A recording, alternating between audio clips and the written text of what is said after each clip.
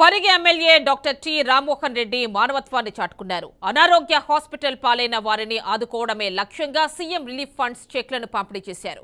పరిగి ప్రజాభవన్ వేదికగా లబ్ధిదారులకు అందజేశారు. తెలంగాణలో రేవంత్ రెడ్డి ప్రభుత్వం ఏర్పాటైన తర్వాత తన కార్యాలయంలో దరఖాస్తు చేసుకున్న వారికి చెక్లు వచ్చాయన్నారు. నేరుగా దరఖాస్తు చేసుకున్న వారికి ఎలాంటి పైరవీలు లేకుండా సీఎం రిలీఫ్ ఫండ్ మంజూరు చేయించి ఇచ్చామన్నారు.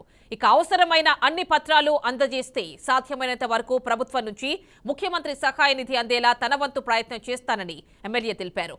వేలాది మంది పేద మధ్యతరగతి ప్రజలకు ఏటా సీఎం సహాయ నిధి ద్వారా ఆర్థిక చేయూత అందిస్తామన్నారు. దోమ, కుల్కచర్ల, చౌడాపూర్, పూడూర్, గండిడ్ మండలాలకు చెందిన 55 మంది లబ్ధిదారులకు 54 లక్షల రూపాయల విలువైన చెక్లను అందజేశారు.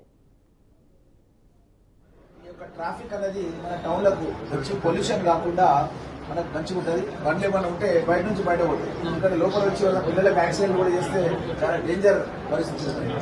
సో కాబట్టి ఇలాంటి పరిస్థితి లోపల నేను గతంలో కూడా చేసినటువంటి పరిశ్రమలు అందరూ కూడా కౌన్సిలర్స్తో ఇలాంటి విషయాలు చాలా డిస్కస్ చేసిన.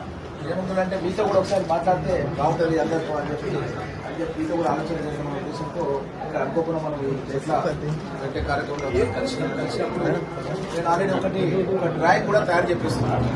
ఆ డ్రాయింగ్ లో మీరు కూడా ఏదైనా సూచన సలహా ఇస్తే దాన్ని కూడా మనం ఏదైనా మార్పులు చేర్పులు చేయాలంటే కూడా చేయొచ్చు. దాంట్లో ఏంటంటే మనం ఎక్స్పాన్షన్ చేయాలి. మున్సిపాలిటీ అనేది చాలా చిన్నగా మన గ్రామ పంచాయతీ లాగా ఉంది. మున్సిపాలిటీ జీతాలు కూడా వేయలేని పరిస్థితిలో ఉంది. మన కమిషనర్ గారు చాలా సార్లు అంటుంటారు మనకు ఆదాయం అనేది మున్సిపాలిటీకి ఆదాయం బాగుండాలి. ఆదాయం ఉంటేనే మున్సిపాలిటీ నడుస్తుంది.